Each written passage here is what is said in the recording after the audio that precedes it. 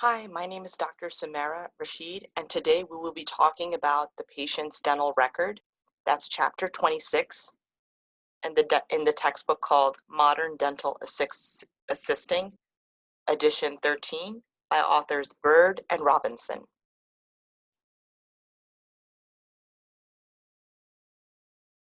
This is an example of a patient's dental record. This comes directly from the textbook, figure 26-1, and as you can see, it gives a little bit of a detail. So in the patient's dental record, this comes specifically from the Dentrix family file, and you'll see the last name of the patient, the first name, and even their chart number.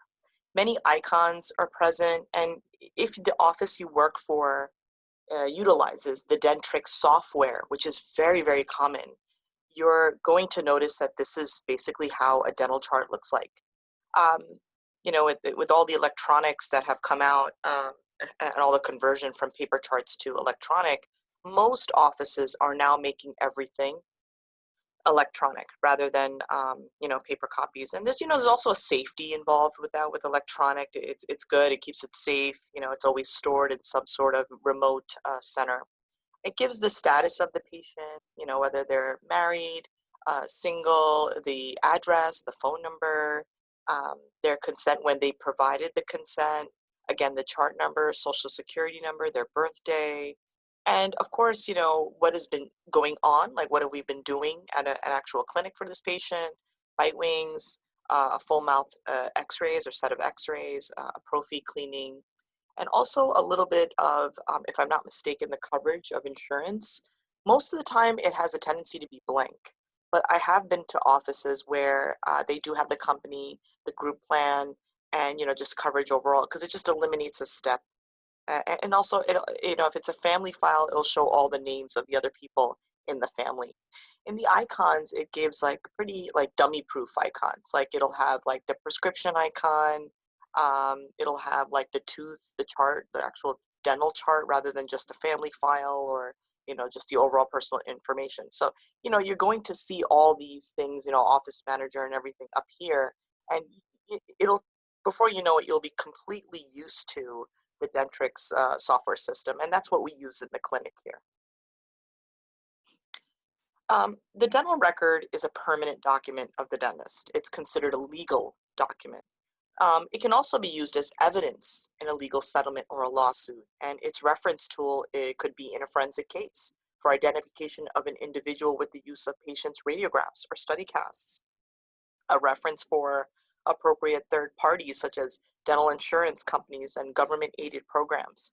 I remember I did where I did my dental school, my dental training at in Newark, New Jersey, and one of my patients, I was doing a rotation. I only saw the patient once, and the patient the patient died in a fire, and I believe they couldn't identify the body. The family knew that the child passed away in the fire, but they wanted to confirm. So they definitely requested for radiographs from the school, and I was seeing that patient as a student, and they requested the radiographs just to confirm if that was the patient or not. Now I didn't follow up with the case obviously later on to see if that sufficed, but I do know that things like that do happen. In any case, like I said, in lawsuits, that's why it's a pretty important document. It's a legal document. So it could also serve as a reference for appropriate third parties, such as dental insurance companies and government-aided programs. So sometimes x-rays, for example, have to be submitted along with the chart, a copy of the electronic chart, to insurance companies so that they can approve or deny any type of service that is proposed to them for coverage. For example, for a denture or a root canal or a crown. HIPAA requires that all dental practices today have a written privacy policy. The policy must inform the patient that the office will not use or disclose protected health information for any purpose other than treatment, diagnosis, and billing. All patients must review and sign the acknowledgement that they receive notice of privacy practices. I'm sure many of you have gone to dental practices, even medical practices, where you get the HIPAA policy or the HIPAA pamphlet. You sign it, or you sign something else, and they give you a little pamphlet as well. Okay, and again, this is like within the dentric system. Sometimes what happens is, there's a description, that personal information was provided, or that the HIPAA Privacy Act was provided, and on the date, the time.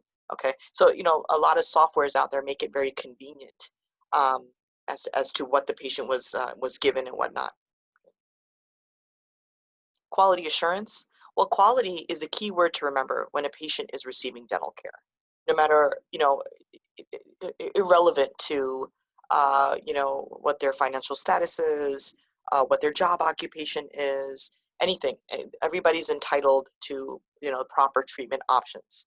Each dental setting must promote an efficient and effective quality assurance program. So examples of this could be completion of routine forms completed by each patient with signature and a date. The quality assurance program could entail anything like how are the recalls going, a completed dental record for each active patient, a complete documentation, making sure all the notes are done, including radiographs, that they're appropriately present or they're appropriately mounted or recorded. Current and up-to-date emergency protocols in the office, current and up-to-date licenses, registrations, and certifications, and training of the dental team members are maintained. That's called quality assurance program. You want to make sure your program or your clinic is running up to par. Patient records must be kept organized and complete. By doing this, you avoid litigation like malpractice suits, because it just really goes to show that it's a good rapport of how you're taking care of your patients, how your charts are. If everything is all over the place, it doesn't look good, and you know what? You may even lose information. Dental records provide documentation regarding a patient's clinical findings, diagnosis, treatment plan, and response to treatment. So when it comes to research, the educational or public health setting, patients may participate in a research study. So a dental record could serve as a data to be used for research purposes. Again, it's really important to document, document, document. Remember, if you didn't document, it never happened and it's just hearsay. The electronic dental record, or EDR, is similar to electronic health records in medicine, or EHR in medicine. And the benefits of the EDR are safeguarded, practice management tasks, relevant documentation is present, health information sharing with relevant providers. And, I also feel that it's very neat. It avoids confusion. Everything is typed, nothing is handwritten. You see, everything is in plain sight. Everyone can read it, and there's no problems with legibility. So information gathering forms must be completed by the patient before any treatment is provided. That's a definite. You can't have the patient coming back, oh, they forgot this or they didn't do this. No, all paperwork must be done beforehand, or all electronic work must be done beforehand. Example, the patient registration form, the medical dental health history form, the medical alert information, and of course, utmost consent forms. This is an example of patient record forms. You could see, this is more of like a paper version. Um, right here, you'll see the name, the address, everything like that, the responsible party if something were to happen or the patient couldn't afford, the pricing, insurance information, okay? And of course, the signature. And, most of the time we look here, make sure this is filled out, then we jump down here to make sure that the signature's been done, because this is key. The patient registration contains information related to patient demographics and financial responsibility. The patient information on the registration form has to include, like we just saw in the previous slide, the patient information, for example, full name, date of birth, the insurance information, the responsible party, signature, and date. Okay, this is a paper version of, I believe what your book talks about. It's like a whole 2 pages that it dedicates to. The medical dental health history form comes straight from your book. It's the health history form, and you'll see the ADA seal at the top, all yeses and nos, and of course, ultimately, the signature. So a lot of times, we'll just make sure that, all the nos are done. So we'll go here, make sure the information's taken care of, and then we'll jump here to make sure all nos. So, I know this looks very tedious to look at all this information, but by the time you have done it once, twice, or 3 times, it'll be like nothing. It'll be like ABCs, because then you'll jump and you'll make sure that the signature is done and that's it. Okay. With the medical dental health history form, it must be completed by the patient. Once completed, the adult patient must sign and date. It's divided into medical assessment and dental assessment sections. With the medical history or the medical part of the health history form, it alerts the dentist to see if there's any possible medical conditions and medications that could complicate or interfere with dental treatment. It aids in the dentist in participating in any emergencies based on the background. It identifies special treatment needs that a patient may require. In terms of dental history, it obtains information about previous dental treatments and care. And it kind of gives insight about the patient's feelings towards dentistry and their own dental care. A medical alert, very, very important, must be entered in the dental record so that safe care is provided to the patient. Okay. However, when it comes to paper charts, when a medical alert is received, an alert entry will be noted in the form of a paper sticker, like an alert sticker on the patient forms. Okay. Of course, that should not be on the outside of the paper chart because that's a HIPAA violation. Every time you take the chart out, and if a patient just sees another patient in the waiting area just sees that you're holding a chart and you're holding the chart and there's a sticker outside, that's not good because you're already showing the public or the waiting area, people that are sitting there, that there's something wrong with the patient. Okay, so it's important that the sticker be placed inside. Okay, when it comes to the electronic dental record, there's always an alert pop-up window that pops up when a medical alert occurs. So every time a patient, like you click on their chart and their chart opens up, the medical alert will come about. And also, I believe one of the boxes gets highlighted in red. There's like a red cross that gets highlighted. Okay, so here we have the perfect example of the EDR.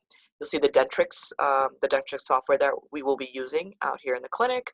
And this is how the medical alert uh, window pops up right here, and you could always press close. In this case, the patient has an allergy to codeine, they have hay fever, dizziness, and ulcers. So, it's really important because you don't want to manage the patient, in terms of sitting or quickly standing up where they have dizziness.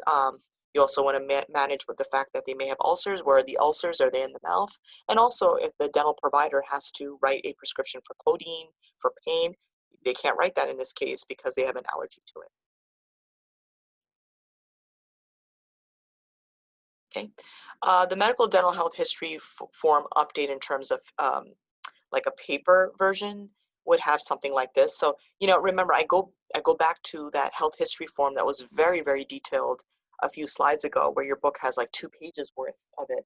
But you don't have to fill that out every single time a patient comes in. That's only one time. And then after that, there should be a section in the paper charts that have some sort of medical history update that looks like this. And it's just basically, your general health. Is it good, fair, poor? Has there been any changes in your medications, in your last dental appointment? um, any any reason that receiving dental care might pose a risk to you today? And then they sign, and then the dentist signs.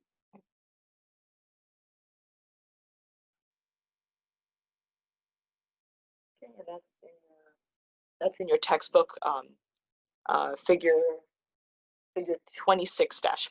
I know this says 26-6, but this is from the 12th edition. So it has been updated 26-5. So you can go ahead and just look at that. So with the medical dental health history update, returning patients must be asked to update their medical dental health history at every appointment. If there's no changes in the medical health history update, you just write no change. And that has to be indicated in writing, or must write any changes to patient's health status. The patient's signature and date are required. And many times you'll see that sometimes it's actually repetitive, because whenever I have a patient, they sign it, I still ask them when they come sit in the chair, I say, any changes since the last time I saw you? Did you start a new medication? Did you go to the hospital recently? Did you develop any allergies? Is there a chance you may be pregnant? I always ask those questions because I cannot stress how repetition is just important all the time. And I also like to hear. I like to hear it from their own mouth too. It just confirms and makes me more confident that they're okay. Diagnostic information gathering forms. You have a physical exam form, a radiographic examination, a clinical exam form. And when the forms are completed, a dentist will formulate some sort of assessment of the patient's oral health status from the findings. Okay. The assessment is the process of collecting data and evaluating or drawing conclusions from findings. Okay, and this is an example here. Again, this is Dentrix, and you'll see this in the You'll see this in the clinical, in the clinic when it comes to using Dentrix. You'll see the clinical exam and the recall exam form, and it's a really detailed document in the dental record. It's the most detailed document in the dental record, and for obvious reasons, because it's a lot of dental work that might have to be involved, and any explanation or any issues with it. And on the bottom, you'll see that what needs to be rendered. They received a periodic oral examination, they received bite wings, and this is the date that everything has been done. Okay, and for insurance purposes, or they also provide ADA codes, and maybe if there's more than one provider, maybe there'll be a different code for a different provider in that same clinic that you're working in. You'll see all the way to the right, the status. C is usually represented as completed in Dentrix. TP is usually represented as treatment planned, meaning what has to be done and still remains to be completed. Specific areas on clinical examinations form include, like we saw in the previous slide, the patient's name and date of exam, the charting system, like what's present currently in their oral conditions, the charting system for periodontal conditions, the patient's chief complaint, the occlusal evaluations or how they bite, the TMJ evaluations, their joints, and any other additional comments. Okay, this is a treatment plan. Okay, and as you touch each treatment plan, it'll go into detail, okay, in the Dentrix system. And each click right here will give you, different segments. But when it comes to treatment plan case setup, this is how it looks. And you can see that in figure 26-7. I know this is 26-8, but this is from the previous textbook, but it's important to know that you can go ahead and look that up in your textbook as well. Okay, a treatment plan is done as it's properly sequenced to address all the problems that were identified during the examination and diagnosis portions of the patient visit. It can change course if the financial arrangements become a factor. Okay, informed consent. Okay. And this is listed in 26-8 in your textbook. Typical example, patient would sign here, and the practice signature, the dentist would sign here, and then you save it. And this is just, it gives an explanation all together. And you can also provide additional notes if there's something in addition that you would like to write in addition to what the template has to offer. Informed consent, very, very extremely important. It provides patient with expected outcomes of treatment and describes possible complications. It's usually used when invasive or extensive treatment is required. I mean, in the previous chapters, we discussed about, it's kind of like the different types of consents we talked about. There was written, and things that are pretty much assumed that, like in nonverbal consent. But in this case, it's mostly talking about the written consent form. Okay, progress notes, again, this is part of the note-taking that, the little treatment plan and note-taking that's done. Okay, so this is an example of a progress note form, but a lot of times the provider will have a written progress note form and they'll write everything down in a separate form area or in the notes section. But this is progress notes in terms of what has been the progress of the patient. The details entered that involve the conclusion of a procedure are usually the progress notes. It should include the following: the date, the tooth number, the treatment rendered, communication with the patient, and I would add also any complications that occurred, any anesthesia that was used, and how much of it. Did the patient leave in good standing, meaning did the patient feel dizzy afterwards? How did they handle the procedure? Okay, your book talks a little bit about the standards and criteria for data entered in a clinical record. Okay, for example, all entries must be dated and legible. Okay, and use black ink. A lot of times, this is more pertaining towards the paper version, the paper charts. Okay. Entering data in the patient's dental record. Again, it's very important when you're entering data that you be clear. With the written paper forms or paper charts, if you go into practices that have that, it's very important to know that you draw a line in your mistake. You do not scribble, so you don't take, your pen and start scribbling, oh, I made a mistake. Because this is a legal document, and because it's a legal document, you have to understand that if this was, let's say, God forbid, this was supposed to go to the courts, and this goes to the court, and all of a sudden, the lawyers or the judge sees that, oh, this was scribbled out, but then you have this on the bottom. What were you hiding? What was here? What was it that you didn't want us to see? So it's okay to make a mistake, it happens, but you have to draw a line here, and then usually you have to date it and initial it. That you drew a line here and you date it and initial it. You want to make sure they see the mistake, but you're saying that it's an error, so you draw the line right through it. Okay. Of course, this does not pertain to the electronic dental records, the EDR, because you make a mistake, you just delete it. Or with if you make a mistake, you don't delete. I'm sorry. Instead, you do what's called a correction to it. So you can add an addendum to it, an addendum to the notes. So instead of deleting something, it won't even allow you. Even if you try to delete, Dentrix does not allow you to delete a specific note. You can only modify by adding an addendum or an additional note. Okay, thank you.